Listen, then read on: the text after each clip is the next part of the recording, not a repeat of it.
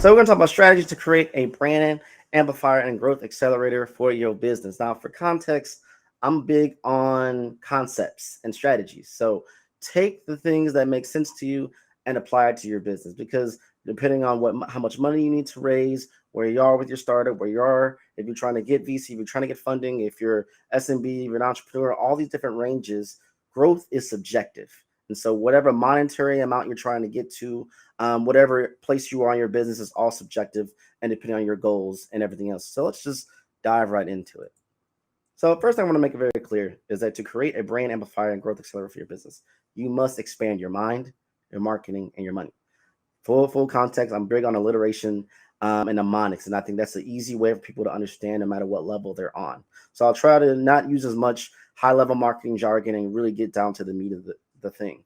So when with your mind, you want to create a growth mindset. With marketing, you want to execute growth marketing. And money, you want to increase profitability. What good is if you ain't making that green, the MONEY, right? So a little bit about me before we get to the deep end. I'm a award-winning marketing strategist. I am known as a strategy hacker. I've been doing it for 10 plus years. Author Strategize Up. I have a pretty cool podcast, and I live on Twitter, LinkedIn, and pretty much any social audio platform. So if you want to connect with me after, feel free to do so. So growth mindset. I know. Well, Troy, I want to learn strategies and concepts that's going to really help me get to where I need to be. It all starts right here. It literally all starts right here. Now, I'm not a person who's going to give you any woo, so you don't have to worry about that. But I do want to make it very clear whether you're the founder, whether you're a marketing lead, you're the sales lead, you're an army of one, you're just getting started. No matter where you are, you must manifest this of how you're trying to grow, and it all starts in your mind. If you can't conceptualize it, if you can't believe it, if you can't present yourself in a way to attain it, it will not manifest itself and it will not become. And so I always like to focus on the mind first because once you have the mind in alignment, everything else, every single move you make with strategy will come to fruition. So, how do we apply a growth mindset for our business? Know the key metrics and benchmarks that matter to your business performance, not vanity metrics that mean nothing. Know your SWOT and adjust accordingly. Your strengths, your weaknesses, your opportunities, and your threats. And trust the process, accept the flow, and move your heart, but also be data driven. So, the thing I always want to talk about when it comes to these things is that growth is not easy. And so, if you don't know your strengths and your weaknesses and your opportunities and your threats, you can't grow. Now, there may be things based off your audience, based off where you're looking in the data, everything like that, where your audience, the people you're trying to reach, is demanding you to be a certain way. And maybe you yourself or your team is not fashioned in that way. So you have two options. You continue to go against the grain and just pivot and see what happens. And hopefully the right audience will find you where you are, or you meet your audience where you are. Now, if we're juggling on the time span, I have only X amount of time to get to that level of growth, probably be in your best interest to fit where your audience is. And so you really have to understand, which metrics make sense to you. Now, I get it. You can pull up a ton of different software, a ton of different tools to give you all this data, but we can get lost in the data. And one thing the data doesn't showcase is the human element. And so be very cautious and mindful of understanding which data matters to you most. And if you do not know that, for example, if you're sitting in a room with your team, assuming you have a team or your trusted advisors, board members, however it might you want to be in the situation, analogy, and you're going and it takes you an hour and you're going through all this data, all these different reporting, and you don't have any clarity on how you need to make moves, you're valuing too much data. What good is having all this library of data if you can't make action plans? That's why a lot of startups, a lot of businesses, they don't move as quickly or they don't get any traction is because they're so obsessed with hoarding the data without finding the right data points to measure, but then also be aware that what you're measuring now may not be relevant to you 3 months from now, 6 months from now, a year from now. So we're always in a state of making sure that we understand the data points, but make sure it applies to where we're trying to move and where we're trying to go. So a lot of excuses, people out here all the time is not enough time. We don't have enough time, and that may be predicated on I don't have a team, I don't have a consultant or a series of consultants, third-party agencies. I'm trying to hire new people or bring on contractors. I'm trying to learn some things myself to keep myself lean and adjustable to time and everything else when I'm trying to scale. There's so many reasons why we're struggling with getting off the ground or launching to our next level. Maybe you're in, seed round, maybe you're going to the next round, all these different things. And yeah, it's very challenging. It's very hard. It's very, all the things. But keep in mind that the goal to make sure you really get to your success point is that you continue to make progress. Sometimes when you're a leader, you can be very analytical and very cautious. You don't want to take on too much risk. You want to be very calculated with your results and your moves, and which is perfectly fine. But at the end of the day, you got to make progress. Progress wins. Perfection kills. So instead of trying to make everything perfect before you make your next move, take progress. You want to know why? Because it's so very simple. I can analyze all the data in the world and make assessments, but I don't have active use case scenario of what is going to happen unless I actually do, if I actually perform to go against my hypotheses, to go against what I think may work, and it may not work. And so you have to move the needle. You have to make progress. And I was going to say this: progress is impossible without change. And those who cannot change their minds cannot change anything. Growth only happens through change. And so if you're feeling very uncomfortable with where your business model is or where you're going in, maybe you're not getting your MMR, or maybe you're not getting your AR or anything like those things, you have to make sure that you're pivoting accordingly and you're embracing change when necessary. And I'm going to get to that a little bit deeper in this presentation, but I just want to kind of set the tone, because I really want people to think of things through in a different way. Sometimes when people bring me in as a strategy consultant, I'm the bad guy because I ask the tough questions. And maybe it's not, hey, show me your numbers. No. How are you feeling? How's the team doing? Are you really hitting the numbers that you want? Is it the experience of achieving your numbers? Does it make sense of where you're trying to go? Like, these are the hard questions you have to ask yourself. That sometimes it feels like, well, Troy, I've already figured that out because I created my mission statement. I created my product line. I know what I'm doing. I'm just trying to get more funding, Troy. I'm just trying to be better at my marketing. But you always have to come back to this core nucleus of who, what, when, where, why, and how. Always. And adjust and modify accordingly based on where you are and based on where you're trying to be. Again, I'm just trying to say, I know growth is hard. We went through the list, all the stuff, but growth is still very much possible. So the first thing to really think about, I talked about the mind plus simplification. Oh boy, simplification is a key gem to any successful startup, any successful business, any successful marketing plan. You really want to make sure everything is incredibly simple for you to do what you need to do, because when things are simple, people know their roles. People know what to expect. People know how to execute, and they can duplicate that over and over and over and over again. It's easy to state. It's easy to share. Do a quick evaluation of yourself. Does your mission make sense? When people go to your website, do they get what your product, what your service, what your business is about in like 10 seconds? Look at your pitch deck, your most recent pitch deck you send out for VCs.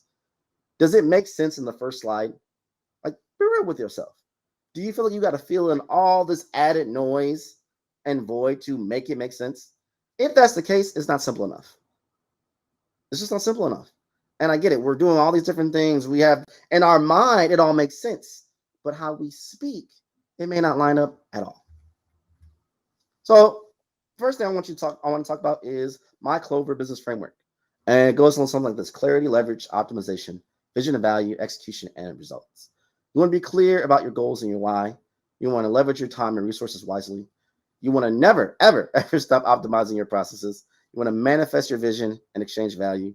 You got to execute, and you got to pursue results, get results. And once you get your results, reset your goals and continue to go on to get the results again. So clarity, leverage, optimization, vision and value, execution, and results. Now, I lead in with this strategy first because it sets the tone. Your mind, it forces you to be simplified in your approach, and I make sure that it's in a circular motion. You can be clear about your goals, and you could be optimizing, and you could be executing, but you're not getting that green. You're not getting the results that you want. You're not getting enough subscribers and users on your platform. Your app isn't doing what it needs to do. The funding isn't getting where it needs to go. The marketing isn't achieving. You're not getting leads in the door. You're not closing on your deals. Your ROI is not as good anymore. Like, you have to understand where these components are, and it's all in a circular motion. You can have some, but you want to have all. And many times we don't leverage our time appropriately. We don't leverage our community appropriately. And we have to make sure that we're measuring everything accordingly. So clarity is essential to know what moves you need to make. I want to say that again. Clarity is essential to know what moves you need to make. I don't know how many times I've asked people these key questions of what's going wrong, what's going right. Like they identify there's a pain point, but do you know specifically what it is? And do you know what you've tried? And typically, most people know what they need to do. Most people know exactly what they need to do. They're just not taking action to do it. But if you're not clear about your action points, that's a problem. So always be clear about where you're trying to go. You must leverage everything available to you to succeed. I can't stress this enough. There's enough room for all of us in the sky to fly. And so when you are in your own ecosystem, you need to leverage other individuals, leverage your network, leverage your community. And I mean, like really go into depth, because that's how you're going to have sustainable processes and systems. That's how you're going to get access to doors you can't get access to if you're a marginalized business or you're coming off the ground. You have no clout, you have no validation to your name yet to prove that your product or service is a valuable assets to maybe get that funding, maybe get that support. Maybe your marketing isn't up to par. You really need to make sure you're leveraging anything at your disposal so you can win. Nothing works perfectly. Therefore, optimization is essential to make adjustments accordingly to keep you on track for your goals. I can't stress this enough either, is that, we'll make a marketing strategy plan, we'll put ads out there and set it and forget it type of thing, like you're on a QVC commercial. And that's not the case. When you really want to grow, you're always in a state of optimization. Even when things are working, even when you hit your OKRs, your KPIs, you hit your MRR for the month, you're all these different things is in alignment. You're always at a state of what can I improve, because you never know when things may dip. There's things in our control, but there's a ton of things outside of our control. And so the best state of mind for your team, for your process to scale and grow, no matter where you are in the business cycle, is to be always in a state of optimization.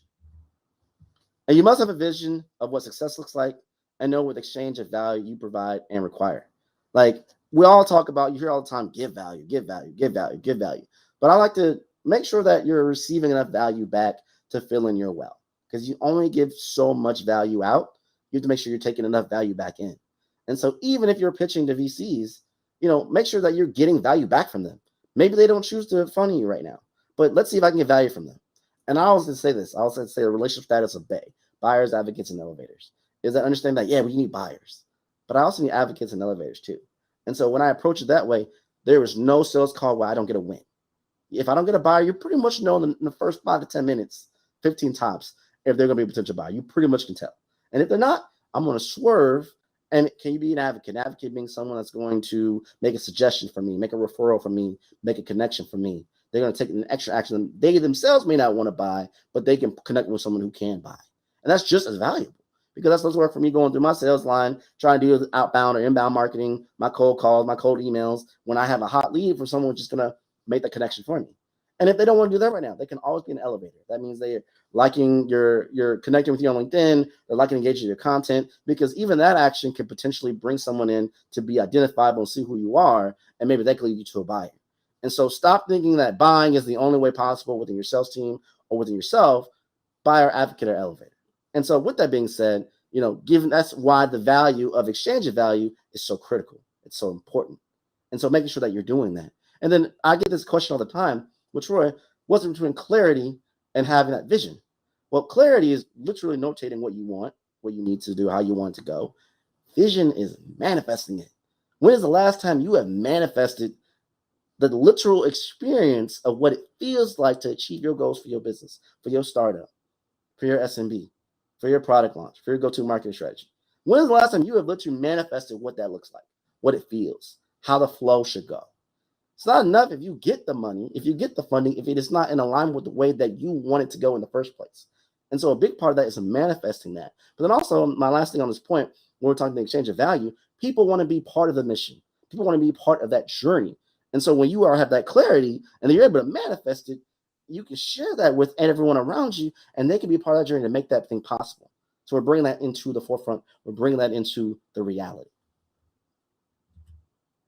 Again, success can exist unless you execute.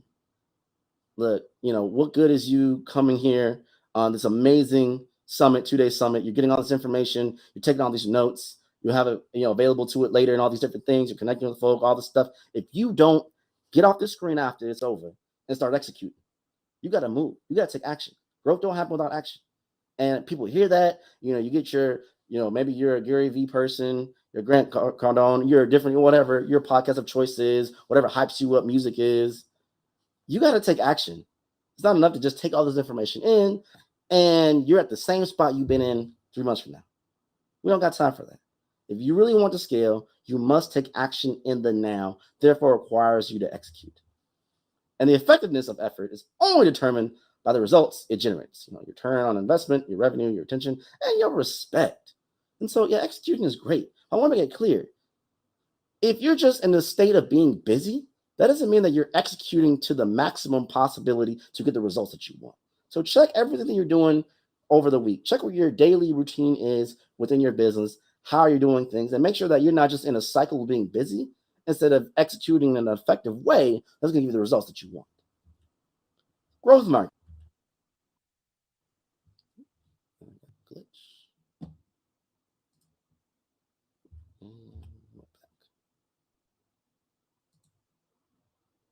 Okay, there we go. I think I got it right. So the 5 C's to generate growth: consideration, communication, connection, consistency, and community. I always like to talk about these things because it's very essential to making sure that you generate growth in an effective way. So I need to consider my audience. Sometimes we think too much about ourselves and make that our judgment call for what we're trying to do. And we're not considering what the pain points of our audience want, the pain point of who we need to reach and have an engagement with. Are we really considering that? I like to say, are you the Tylenol or are you the chocolate cake? Are you relieving pain or are you creating joy? It should be that simple. What's your pitch? What's your business mission? Is it solving pain or is it bringing joy?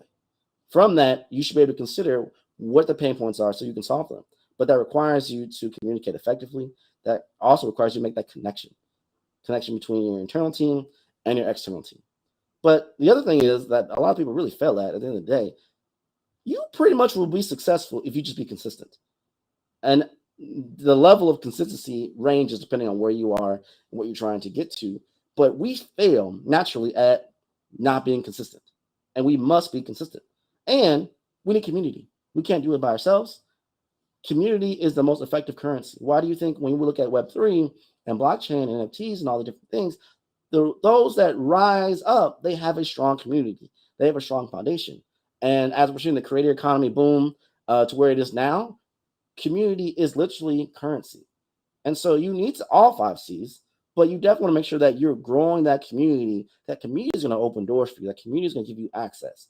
And if you feel like your startup, your business, your organization is in a silo where you don't have a community, you need to start growing one. That doesn't mean that community is going to equate necessarily to dollars and cents and give you the money that you want, but it is an effective and critical component to sustainability as you scale. And the other thing I want to talk about on that real quick is applying the past method to scale. Present information. You don't want to tell people. You don't want to just be like, here it is. You want to present. Let them feel that they have a choice in the conversation, that they can interpret what it needs to be, and you're just the guide. And you want to ask questions. You shouldn't be a broadcaster. All you're doing is you're talking, and you're not active listening. So the best way to get the most out of people you're trying to connect with, get funding from, drive revenue from, be a part of your team, give you access to certain things is ask them questions and align your answers to how you can solve, how you can be of help, how you can be of service. I'm sure this is like bare minimum. This is very core concept stuff. Yeah, but trust me, if businesses were doing it as effective as they could, more will be successful instead of 70% of businesses failing. So yeah, you want to ask questions. You want to present the information. It's all psychological warfare where you have to come in the right way. That will give you a better presence of access than coming thinking, the bee's knees. Then you want to share what others are saying. Like I said before, there's enough room for all of us. It's got to fly. When you can present yourself in where they're, hey, there's people who are doing things similar to me. They're not exactly like me, but they're similar to me. That shows I have no worries. I want to just share the facts. I'm going to share other examples of other people who are doing maybe similar or things that are in conjunction to what I'm trying to do. And amplify other people. Doesn't mean that they will always amplify you in return, but it doesn't look good on your content. It doesn't look good in the conversations when all you talk about is yourself and you're not referencing other people who can help you as well. Then you want to sway. You want to sway your content. You want to sway your marketing. You want to sway your message. Now, let me be clear that, you can't control everything going on in the world. Everything doesn't, make sense in the grand scheme of things and how it goes. However, you do want to make sure that when you are swaying, that you're meeting your content where you are and where you're trying to go in the most effective and efficient manner. And I realized when my computer screen glitched, I skipped a few slides. Let me go back a little bit. Here we go. So activating your growth marketing. You want to be direct about what you want. You want to be authentic in who you are. You want to be resourceful with your how, and you want to be tactical with your movements. Very clear, but people are failing at that. I'd rather, if you're trying to get funding, if you're trying to really make sure your marketing is as effective as it can be, you got to be direct. Stop floating the boat. Stop just trying to use very fancy ways of getting around the big ask. Just be straightforward with it. People are coming out of this pandemic. We're still kind of still in it, but really deep into a lot of the modifications. Your audience, those you're talking to, are too smart. Too smart. You can't hide. They have this. They're going to fact check you. They're going to look at everything about you. So you rather be direct about what you want, who you are, what you're trying to be. Be authentic when you're trying to go with these things. And then we're going to think about, being resourceful. Be resourceful with your how. You're not realizing like, okay, I can't do this. Too much we focus on what we don't have. I don't have the funding. I don't have the technology. I don't have the marketing team. What can you do? What can you do? And just reframe it accordingly. And then you want to be tactical. Be tactical with your movements and how you're going about all these different things appropriately. So to expand on that even more, be direct in your communication. Ask, challenge, tell, and entertain. Be simple, clear, and relevant. Be authentic in your messaging. Be relatable, share truth. Be transparent, honest, and upfront. Be resourceful in your approach. Know your strengths. Capitalize on them. Use what is available to you to grow. Be tactical in your execution. Activate strategies, build systems, and develop tactics for repeatable success. See, this is really kind of that core thing where I talk about here when we think about the mind and now into the marketing side, and we're going to get to the last one in just a minute or two. But I really just want to sit here and really, sit there and let it marinate with you all because it's very critical.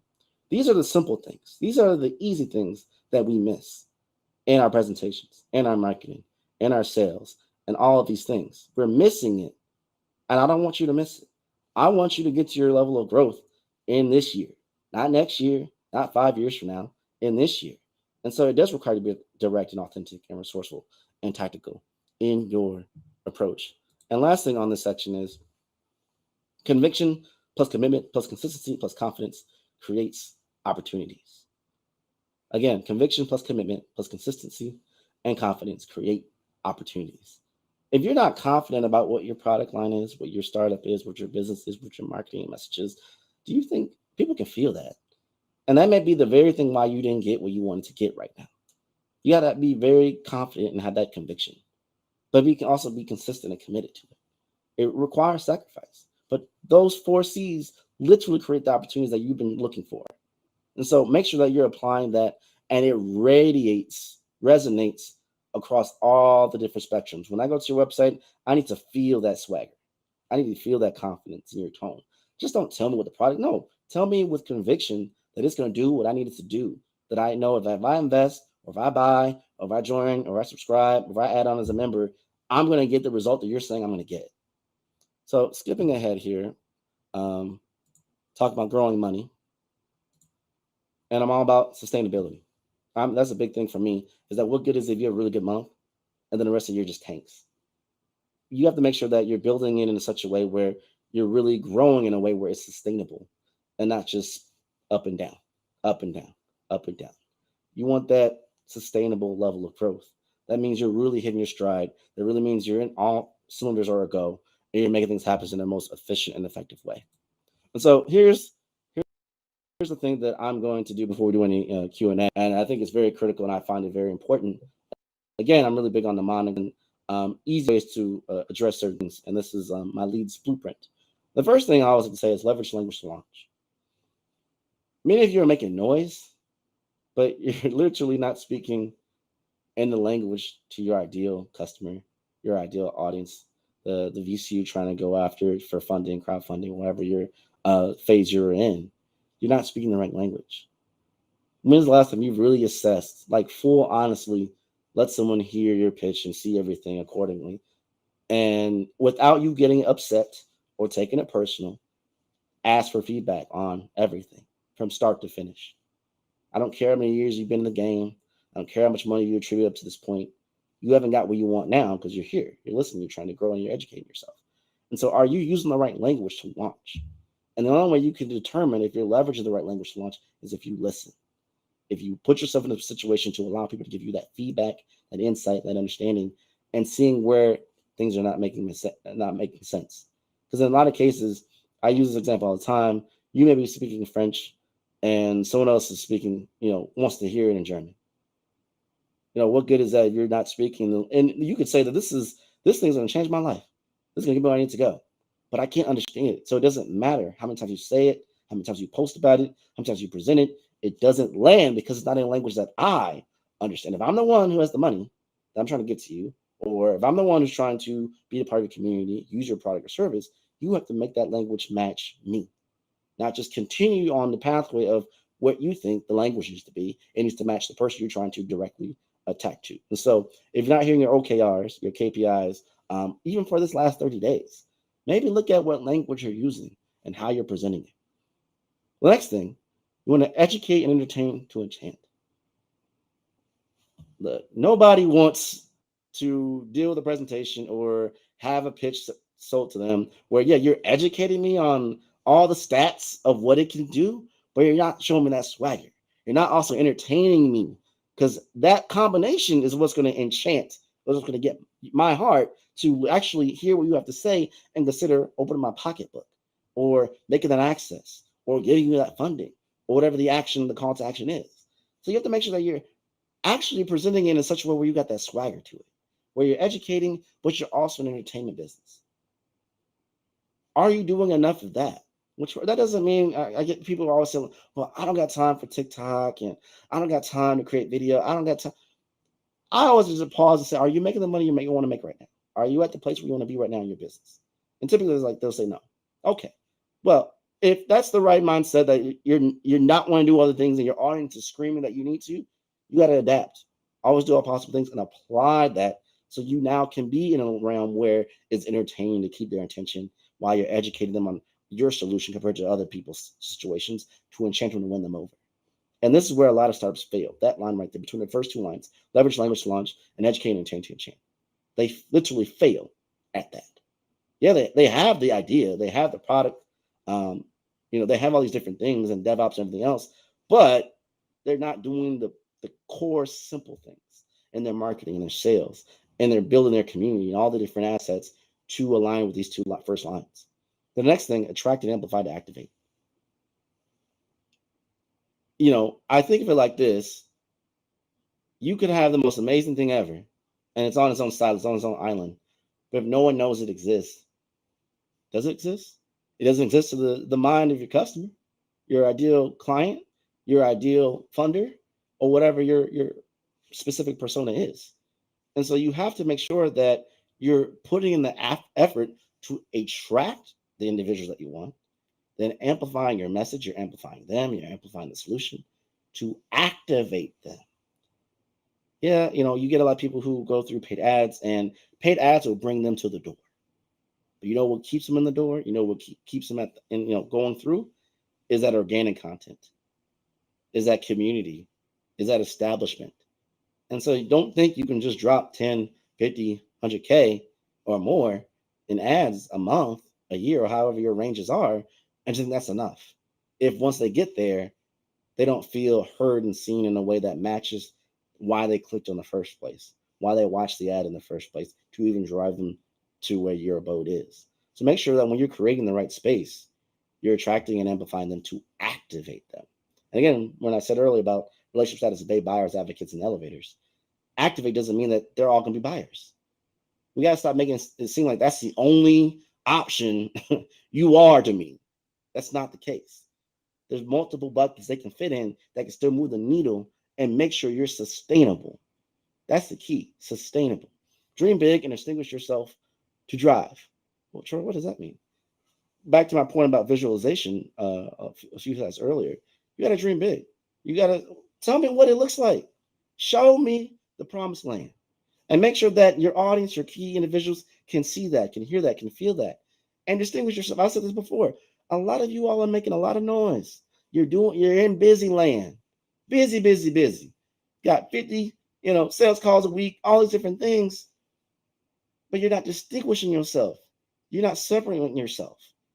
Paid ads of its own aren't going to do it.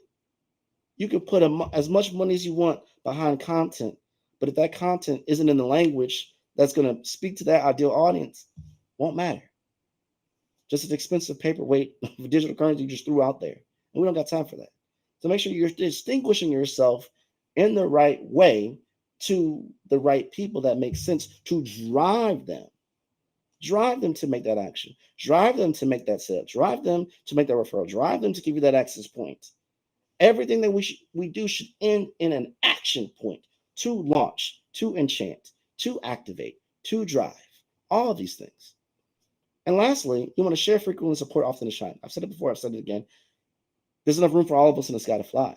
And so sometimes, like I said before, we'll be in the silo where we're doing the work, we're putting in the hours, we're trying to get where our marketing is, we're trying to see where our business is, we're trying to get in different communities and networks and all things so we can get access points, but we're not sharing frequently of what other people are doing. We're not sharing other people's success. Well, sure, that it's about me. Yeah, it is about you. But for you to get where you need to be, you need other people's help. To get other people's help, you need other people's trust. Trust is the best commodity that you can have as a currency. So again, that trust, I got to speak on things beyond just myself and amplify where things are going and support often for you to shine. You don't shine unless other people can shine a light on you. You can say you're the best thing, but I'd rather other people say and speak for me and say I'm the best thing. My product is the best. My service is the best. My startup is an up and coming, thing. This is why you need to invest in it. This is why you need to have funds. So when we think about all these different things, whether it's Clover, whether it's D.A.R.T, whether it's L.E.A.D.S, these things may seem very simple in scope, but a lot of organizations, businesses, marketing, sales leaders, executive founders are not executing on these things in a way that puts them in a position for success, that puts them in a position for them to grow where they need to grow at the capacity where they're trying to grow in that regard. And so with that being said, I am done with my presentation, and I appreciate you all the time. I'd be more than happy to answer any questions as they may come up.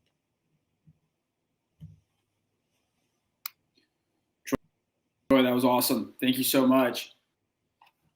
So I'm going to bring Jenna in with me, but while we wait for some questions to come in, can you share with everyone where they can find you online? Sure. You can find me everywhere at FindTroy. FindTroy.com. There was a perfect branding ploy, y'all. So every time I'm like, where can you find me? Find Troy everyone on the internet. That's awesome. It's very clever. Well, it doesn't look like we have any questions yet.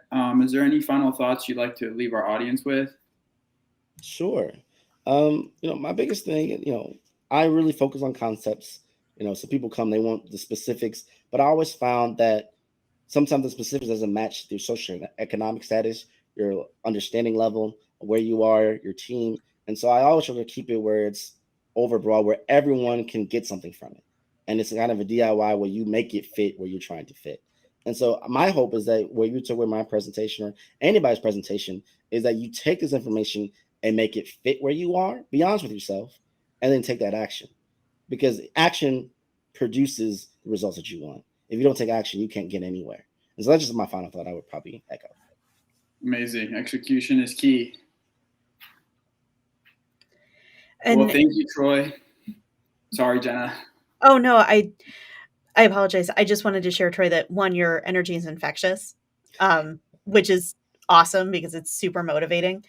But also, you said a couple of things that really resonated with me, and something that I wanted to touch on that I kind of thought of as you were speaking is we all are kind of built for and gifted differently, right? And some of us are the idea people, and some of us are the executors. And like, I'm an executor. I'm not an idea person. I will take your idea and I will make it happen. And it's finding those people to partner with and recognizing who you are. That's the critical piece. And this just kept running through my mind as you were talking. And I just loved it. Yeah. No, that lands. So true. So true. I think that's a very hard thing when you're a founder or you're building a marketing team or sales team, that you want the best thing on paper, but do they fit where your weaknesses lie? Not even your weaknesses, where your preferences are.